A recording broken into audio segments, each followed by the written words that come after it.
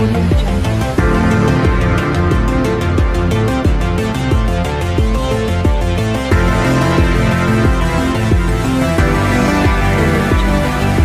Hertz का frequency दे तो इससे R T is equal to 1.8,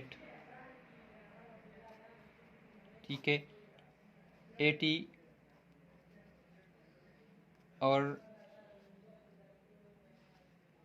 10 के ऊपर जो 3 है तो ये 3 और इसको इससे माइनस अगर हम करें 3 को अगर हम 9 से माइनस करें तो इससे आते हैं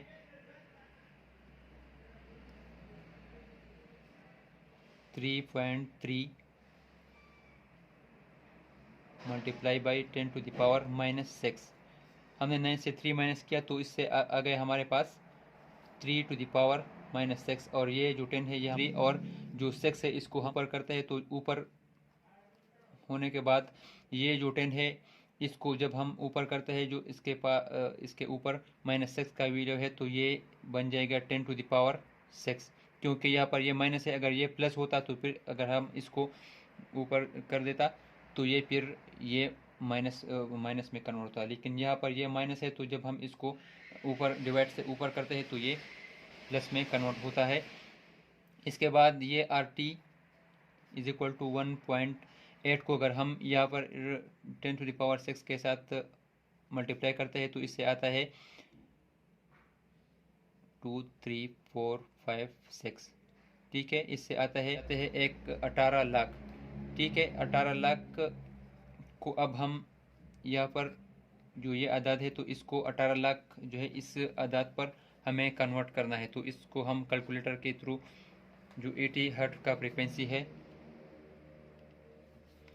80 हर्ट्ज है तो इसको हम मल्टीप्लाई करते हैं 3.3,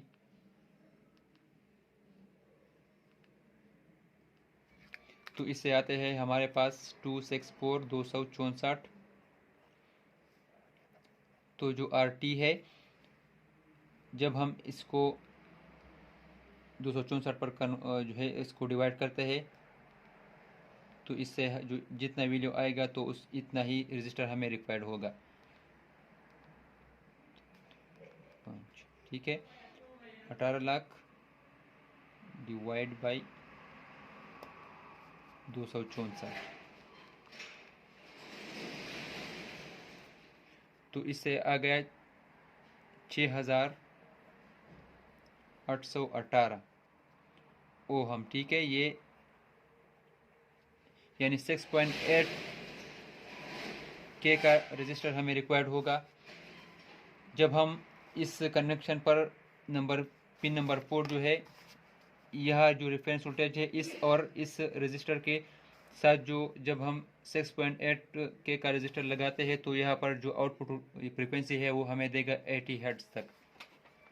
अब यहाँ पर इस्तेमाल किया गया है 10 के का रजिस्टर, तो अगर हम इसमें 10 के का रजिस्टर इस्तेमाल करते हैं तो ये इसके अंदर कितना फ्रीक्वेंसी पैदा होगा तो इसके बारे में भी आपको भी बताता हूँ कि इसका फार्मूला कैसा है। तो अगर हम फ्रीक्वेंसी को मालूम करना चाहते हैं तो फ्रीक्वेंसी को मालूम करने के लिए ही सेम टू सेम यही फार्मूला है, F is equal to 1.8 divided by R T C T. इस फार्मूले से आप इसके अंदर जो जितना ही फ्रीक्वेंसी हो तो इसको हम मालूम कर सकते हैं। 0.8 आर टी हमारे पास यहाँ पर आता है 10 टू द पावर 3, ठीक है। और जो सी टी है तो इस सी टी का वैल्यू हमारे पास यहाँ पर आता है 3.3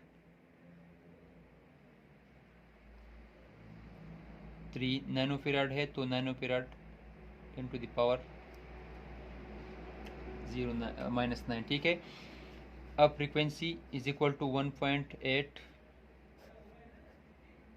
इसका ये इससे माइनस करें तो 10.3.3 multiply by 10 to the power -6 F is equal to 1.8। इसको हम ऊपर अगर करते हैं तो इससे आता है 10 to the power 6, 10 multiply by 3.3 तो frequency f is equal to 1.8, तो इससे फिर वो आएगा 1 2 3 4 5 1 2 3 4 5 6, ठीक है, divided by 10 to the power 10 multiply by 3.3, तो इससे आएगा 10 मल्टीप्लाई बाई 3.3, तो इससे आएगा 33 3.3, तो इससे 33 आता है। अब इस अदद को इस 33 पर अगर हम 180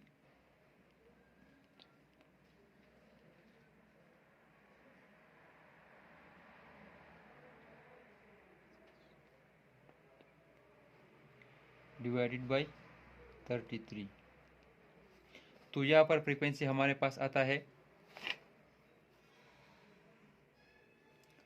f इज इक्वल टू 54545। अब हम इसको 1000 पर तकसीम करते हैं, तो 1000 पर डिवाइड करने के बाद डिवाइडेड बाई 1000, अब हम इसको के में कन्वर्ट करते हैं, तो इससे आता है 54। f is equal to 45 kilohertz.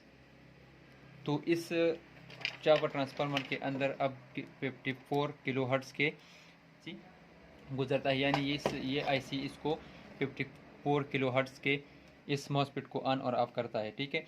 तो ये तरीक़ाकार, ये फार्मूला अपने पास लाजिमी याद कर ले। इससे आप चापर ट्रांसफार्मर का जो इसके अंदर जितना फ्रीक्वेंसी है इसको आप जनरेट कर सकते हो, इससे आप मालूम कर सकते हो। इसके साथ साथ अब इसका जो रजिस्टर है, इस रजिस्टर को भी आप मालूम कर सकते हो। तो नंबर पिन का बात मैंने आपको कर रहा था कि नंबर पिन का तरीक़ाकार आरटी से टी का ये कम है, इसके अंदर इस आउटपुट वोल्टेज का जितना फ्रीक्वेंसी है तो इसको ये कम और ज़्यादा करता है। तो ये काम था पिन नंबर 4 का। इसके बाद पिन नंबर 5 आता है।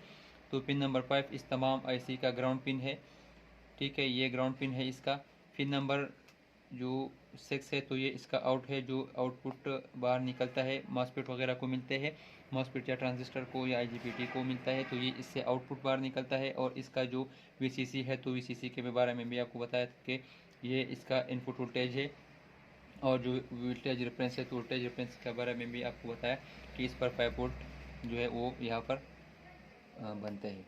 तो ये तरीक़ाकार था यूसी 3843 का, 42 43 44 45 तमाम का तरीक़ाकार यही था।